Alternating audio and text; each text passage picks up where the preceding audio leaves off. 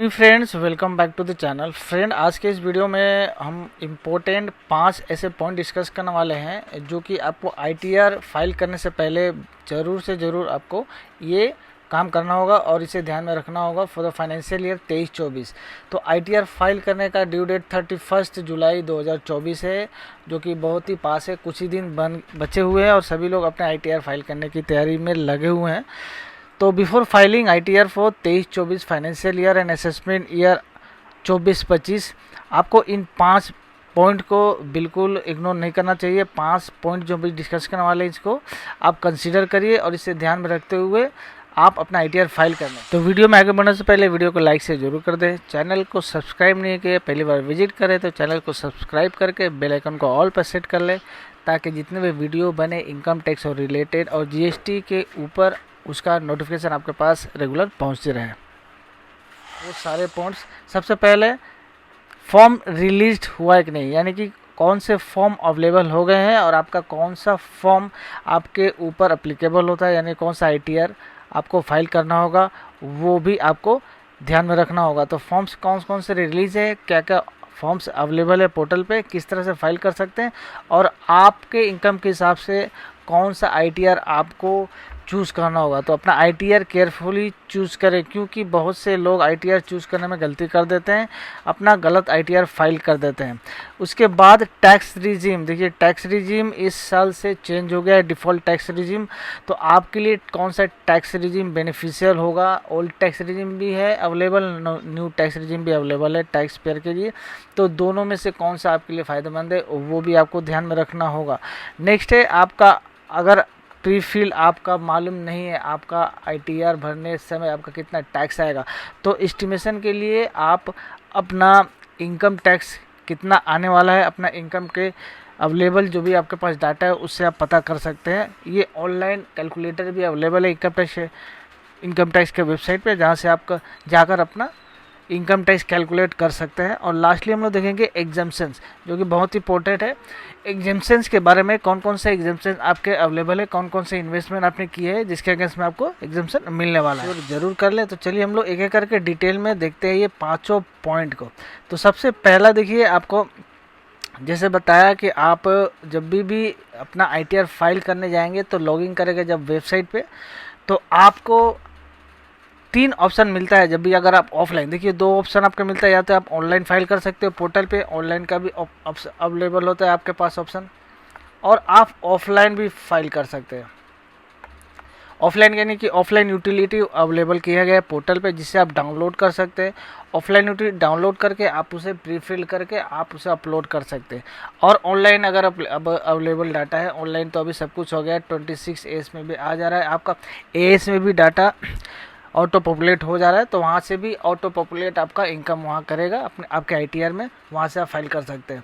अगर आप ऑफलाइन करना चाहते हैं तो आपको जब ऑफलाइन डाउनलोड करेंगे यूटिलिटी, तो आपको 3 वहाँ पे ऑप्शन मिल जाएगा। डाउनलोड करेंगे तो प्री फिल डाटा आप डाउनलोड कर पाएंगे, यानी कि आपका जो बेसिक इन्फॉर्मेशन रहता है आईटीआर का, आपका जो डिटेल हो गया, पैन नंबर हो गया, आपका नाम हो गया, एड्रेस वगैरह हो गया, ये प्री फिल्ड होकर आप डाउनलोड कर पाइएगा पोर्टल पे। इनकम टैक्स का पोर्टल पे आप जाइएगा ना, तो आप जब ऑफलाइन यूटिलिटी डाउनलोड करेंगे तो आपको ये 3 ऑप्शन मिलेगा। डाउनलोड प्री फिल्ड डाटा, यानी कि आप प्री फिल्ड डाटा डाउनलोड कर पाएंगे। उसके बाद import field data, pre filled data को डाउनलोड करके उसमें आप डाटा फिलअप करके उसको आप इंपोर्ट कर सकते हैं पोर्टल पे आप डायरेक्टली इंपोर्ट कर पाएंगे आप अपने डाटा फिलअप करके।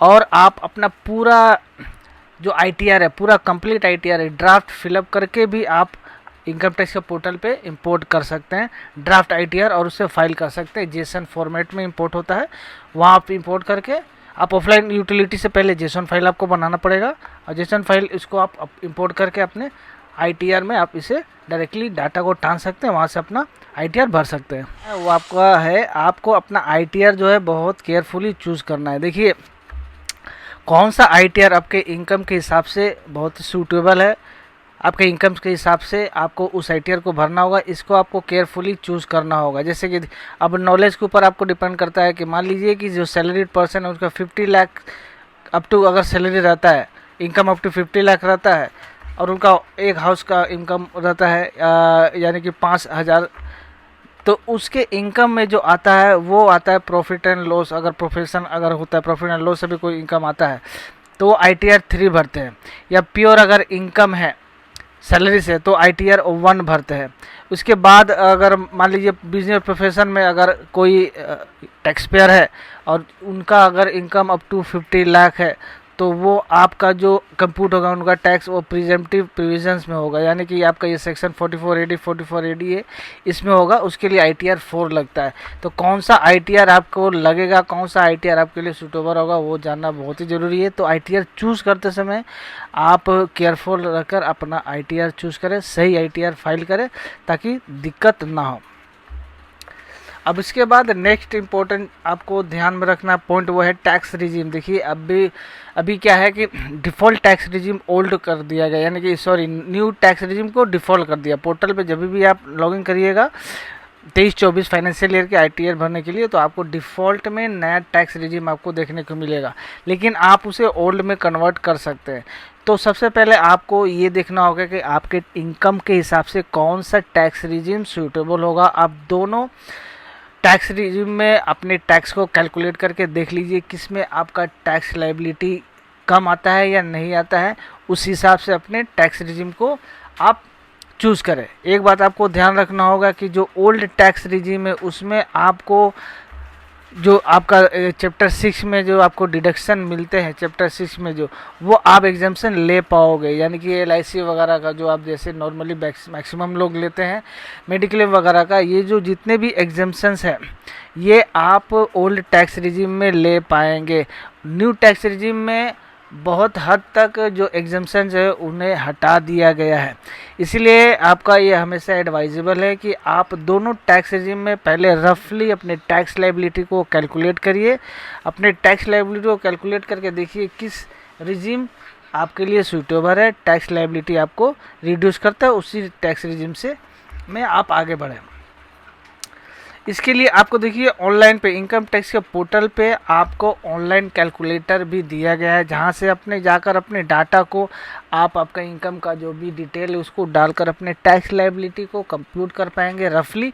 वहां से आपको आइडिया मिल जाएगा कि कौन से कितना लायबिलिटी आपका आता है, किस टैक्स रिजीम में कितना आपका लायबिलिटी बनता है, कितना टैक्स आपको पे करना पड़ सकता है। तो आप इजीली वहाँ से चूज़ कर पाएंगे कि कौन सा टैक्स लायबिलिटी टैक्स रिजीम आपके लिए सूटेबल है और बढ़िया है।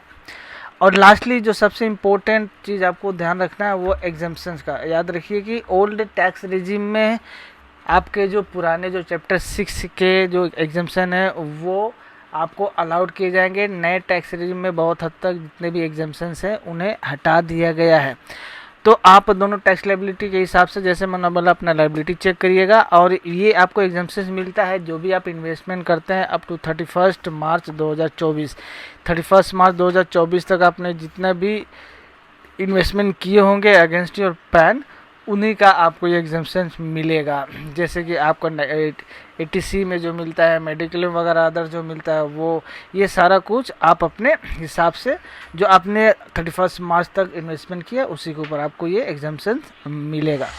तो ये 5 छोटे छोटे पॉइंट हैं जो कि बहुत ही इंपॉर्टेंट पॉइंट है जिसको आपको बिल्कुल ही ध्यान में रखना होगा अपने ITR फाइल करने से पहले। अगर खुद से अगर ITR भरना चाह रहे हैं, ऑनलाइन भरना चाह रहे हैं, ऑफलाइन भरना चाह रहे हैं, तो ये 5 पॉइंट बिल्कुल ही ध्यान में रखकर अपना ITR प्रिपेयर करें।